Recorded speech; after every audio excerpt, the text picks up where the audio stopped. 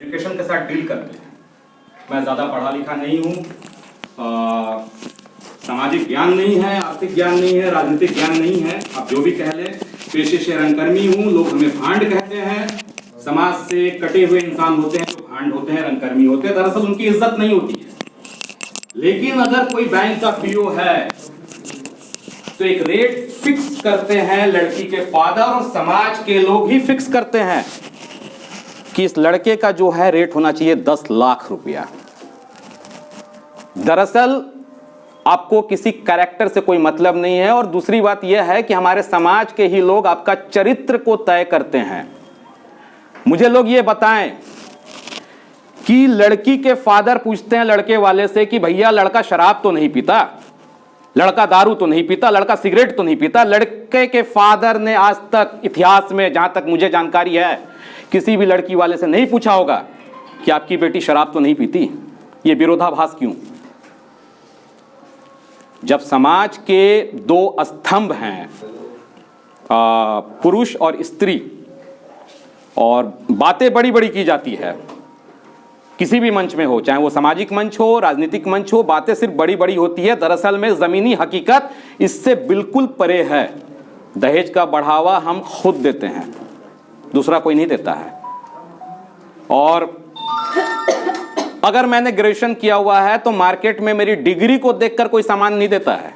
भाई साहब, सामान के बदले हमें पैसा देना होता है तो हम एजुकेशन के साथ डील करते हैं, और डील होना भी चाहिए। डील बहुत जरूरी होता है। तीसरी बात यह है कि युवा पीढ़ी को जो दहेज का जो परसेप्शन डाला गया उनके दिमाग में, किसने डाला? आप कहते हैं कि जो युवा पीढ़ी है वो अपने पैरों पे खड़ा हो रहा है, अच्छा कमा रहा है, खा रहा है, वेल सेटल है, स्टेबल है।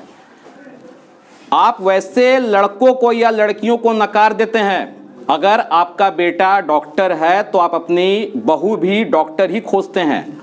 यदि आपकी बेटी इंजीनियर है तो आप दामाद भी इंजीनियर ही खोजते हैं। आप वो लड़का या लड़की क्यों नहीं खोजते हैं जिनकी आय जो है कम है? आप एक तरफ समानता की बात करते हैं और दूसरी तरफ कहते हैं कि भैया हमें तो अपने लेवल का चाहिए। लेवल, सोशल स्टेटस दिखाने के चक्कर में, शो ऑफ के चक्कर में हम बहुत पीछे जा रहे हैं।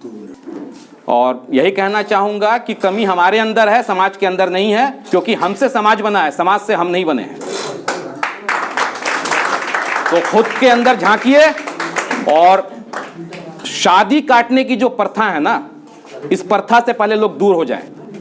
चरित्र प्रमाण पत्र मत बांटिए किसी का कि किसका लड़का कैसा है, किसकी बेटी कैसी है, क्योंकि हर किसी के पास यहां लिस्ट रखा हुआ है कि किसका बच्चा कैसा है और किसकी बेटी कैसी है, सबका लिस्ट रखा हुआ है। तो चरित्र प्रमाण पत्र मत बांटिए कि उसका शादी काटना है। अपने काम पे फोकस कीजिए, अपने विचार पर फोकस कीजिए। और हाँ, जयशंकर प्रसाद जी की आज जयंती है। सबसे पहले तो ये महान कवि हैं, महान नाटककार थे। जयशंकर प्रसाद जी एक बात हमेशा कहते थे कि यदि आप नाटक नहीं लिख सकते हैं तो उपन्यास लिखिए। ये बहुत बड़ा कटाक्ष था, और उन्होंने ये कटाक्ष खुद पर किया था, क्योंकि उनके जितने भी नाटक हैं बहुत ज़्यादा उन नाटकों की आलोचना की गई है।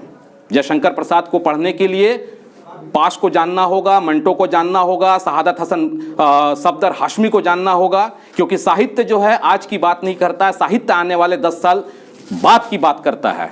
तो सिर्फ कहने से कुछ नहीं होता है, खुद के अंदर झांकिए और काम कीजिए, आगे बढ़िए। और जो चीज़ें हैं दहेज, ये बिल्कुल दूर होना चाहिए समाज से, और ये तभी दूर होगा जब हम समानता की बात करेंगे। धन्यवाद।